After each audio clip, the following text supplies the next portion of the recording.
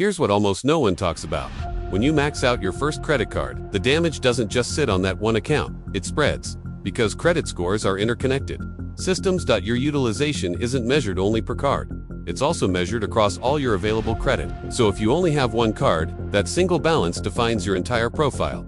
There's no buffer, no cushion, no diversification. One card becomes your whole identity, and that's why beginners feel like they're walking on glass. Every move feels risky. Every purchase feels heavy. Because it is. Now, imagine this scenario. You max out your first card, your score dips. A few months later, you apply for another card, thinking more credit will help. But lenders see the pattern. High usage, short history, recent stress signals. So what happens? You either get denied, or you get approved with a very small limit, which puts you right back in the same trap. Low limit. High utilization. Slow growth. This is how people get stuck for years without ever understanding why. They keep asking the wrong question. How do I pay this off faster? When the real question is, how does the system interpret my behavior? Because credit is not about debt, it's about signals, and maxing out your card sends the loudest signal possible. Now let's talk about something uncomfortable. Why this mistake is so common in America? Because American culture teaches people to think in absolutes. Debt is bad. Pay it off. Pay it off. Zero balance equals success. So when someone maxes out a card, their instinct is to erase it as fast as possible. And that feels responsible. But what no one explains is that the damage already happened before you paid it off. The moment the statement closed, the system took a snapshot. And that snapshot becomes part of your history. Not forever, but long enough to matter. This is why so many people feel like the system is gaslighting them. They do what they're told. They pay it off, they expect relief. But the score doesn't respond the way they expect. Because credit scoring is not emotional. It doesn't say, good job fixing your mistake. It says, let's see if this behavior repeats. And that waiting period is where frustration lives. Now let's zoom out. Because this mistake isn't just personal, it's structural. Banks know exactly how beginners behave. They know low limits increase utilization risk. They know first-time users will test boundaries. They know education is minimal. And yet, the system remains unchanged. Why? Because it works. From a profit perspective, customers who struggle early are more likely to carry balances later. They're more likely to accept higher AP. They're more likely to stay loyal to their first bank. They're less likely to shop around. The system isn't built to destroy you, but it is built to reward those who already understand it and punish ignorance. Now let's address a dangerous myth. The idea that maxing out once doesn't matter if you never do it again. That's half true. Yes. The impact fades over time. But early on, time is exactly what you don't have. When your history is short, every data point weighs more.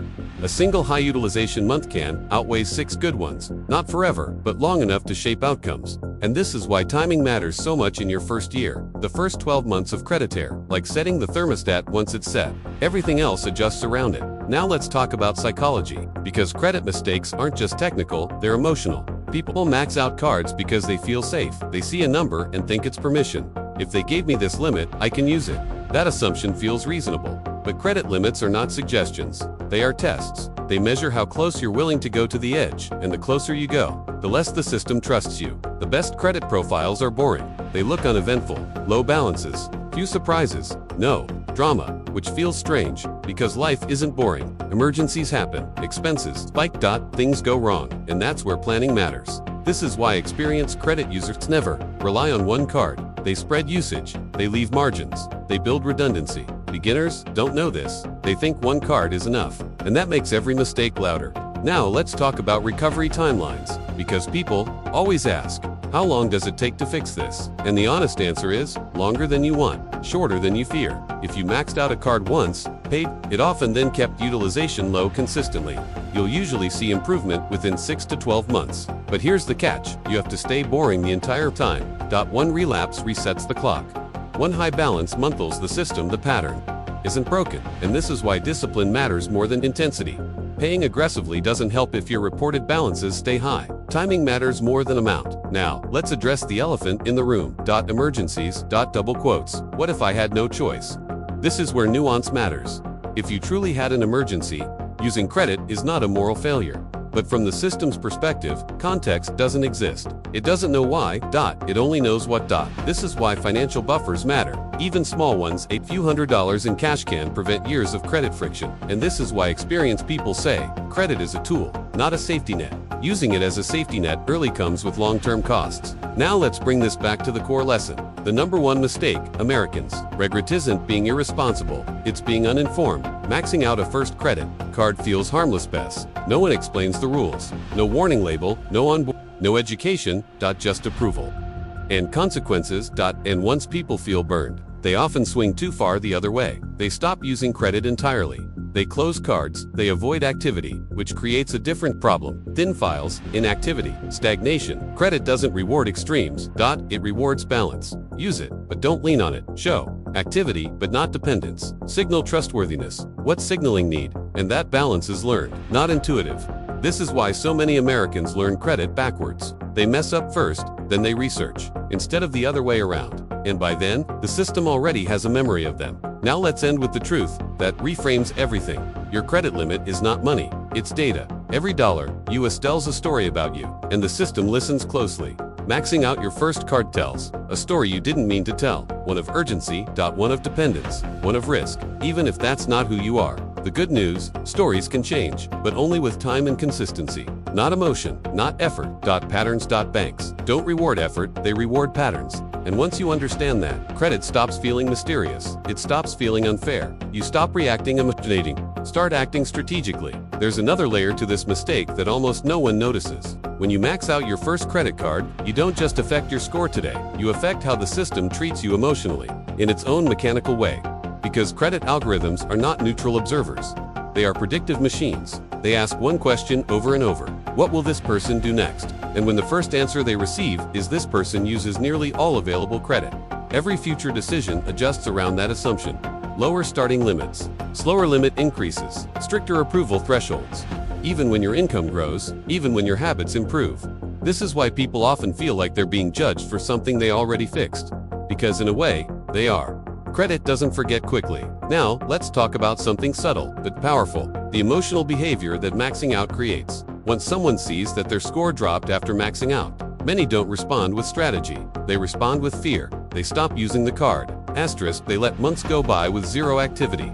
They think silence will heal the damage. But silence creates a new problem on inactivity. From the system's perspective, an inactive account provides no new data, no proof of improvement, no evidence of stability, just absence. And absence doesn't rebuild trust. This creates a trap. Use too much credit, you're risky. Use none, you're invisible. And beginners bounce between these extremes. That's why so many people feel stuck. They're reacting instead of planning. Now, let's clarify something important. Maxing out once does not ruin your life, but it does set your difficulty level higher. It turns what could have been a smooth path into a slow climb. And the reason people regret it years later is not because it destroyed them. It's because it made everything harder than it needed to be. Higher interest rates, more rejections, more waiting, all from one moment they didn't even think mattered. Now, let's look at this from the bank's side. Banks don't see people, they see profiles, risk buckets, probability curves. When someone maxes out a card early, they often fall into a bucket that says, potential revolver, someone who may carry balances, and revolvers are profitable. They generate interest, they generate fees, they stay engaged longer. So when people ask, why doesn't the system forgive me faster? The answer is uncomfortable. Because from a business standpoint, there's no urgency to do so. The system rewards stability, not redemption arcs. Now let's talk about why this mistake feels so reasonable. Because most people confuse credit capacity with credit permission.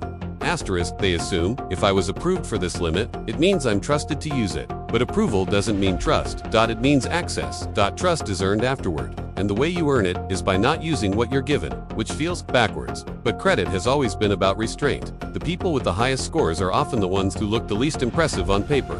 They don't carry balances, they don't chase limits, they don't test boundaries. They leave space. And space is what the system values most. Now let's address a painful reality. Many Americans max out their first card because they're under financial pressure. Low wages, rising costs, unexpected expenses. And in those moments, credit feels like relief, a solution. But credit is not relief. It's delay. And delay always comes with conditions.